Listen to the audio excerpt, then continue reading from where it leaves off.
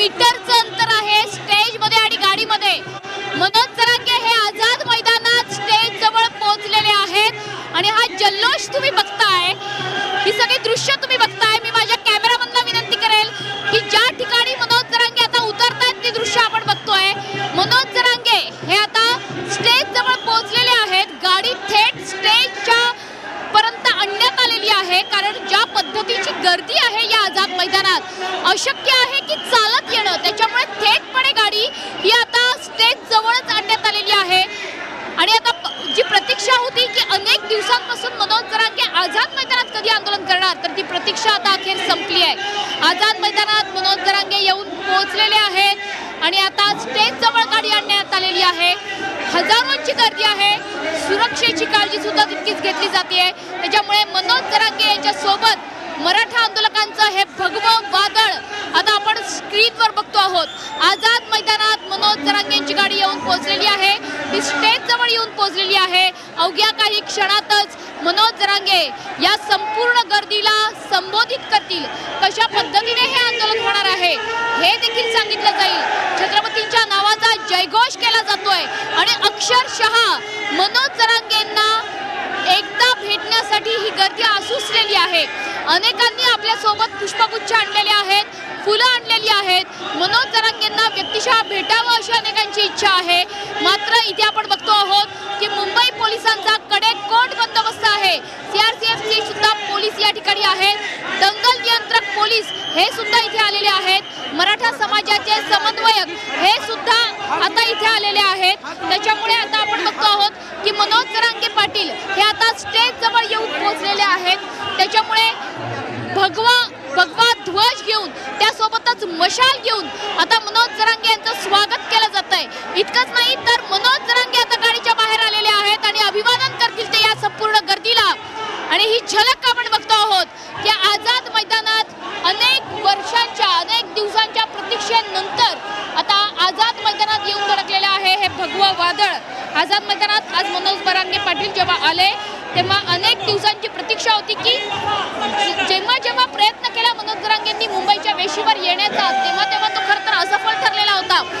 सरकारने अनेक आश्वासनं दिलेली होती, मुंबईच्या वेशीवरून सुद्धा एकदा मनोज जरांगेंना मागे फिरावं लागलेलं होतं। मात्र आता अखेर आझाद मैदानात मनोज जरांगे पाटील हे येऊन पोहोचलेले आहेत।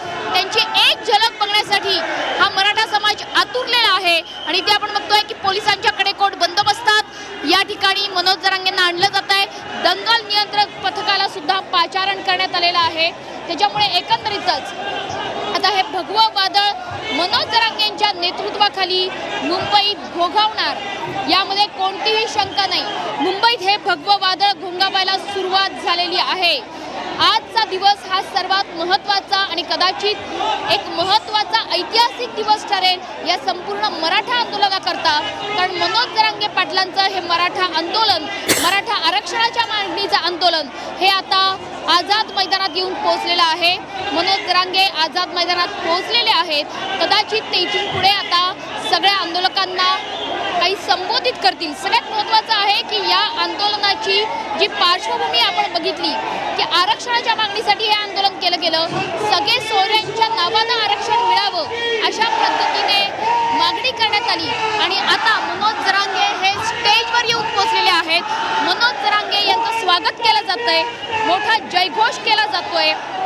मराठा आरक्षण आंदोलनाचे नेते मनोज जरांगे पाटील यांनी आता आझाद मैदानामध्ये अनिश्चितकालीन आमरण उपोषण सुरू केलेलं आहे। त्यांची जी मुख्य मागणी आहे ती म्हणजे मराठा समाजाला ओबीसी प्रवर्गात समाविष्ट करून शिक्षण आणि सरकारी नोकऱ्यांमध्ये आरक्षण मिळावं, तसंच मराठा समाजातल्या पात्र व्यक्तींना कुणबी जातीचं प्रमाणपत्र द्यावं अशी आहे। या मागणीसाठी मनोज जरांगेंनी आझाद मैदानात आता तळ ठोकण्याचं ठरवलेलं आहे। खरं तर मुंबई पोलिसांनी केवळ एका दिवसाची परवानगी दिलेली आहे, मात्र तब्बल 5000 समर्थक हा आकडा सध्याचा आहे। कदाचित हा आकडा वाढू सुद्धा शकतो, गर्दी मोठी होऊ शकते मुंबईमध्ये।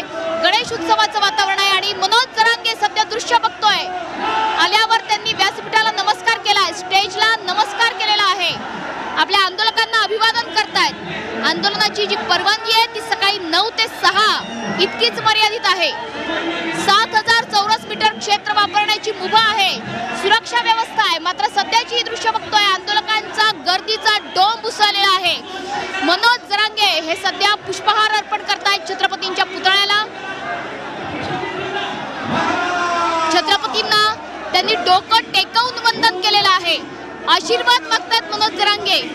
आणि इथे आपण बघतोय की मनोज जरांगेंकडून आता छत्रपतींना वंदन केलं जातंय, पुष्पहार अर्पण केला जातोय.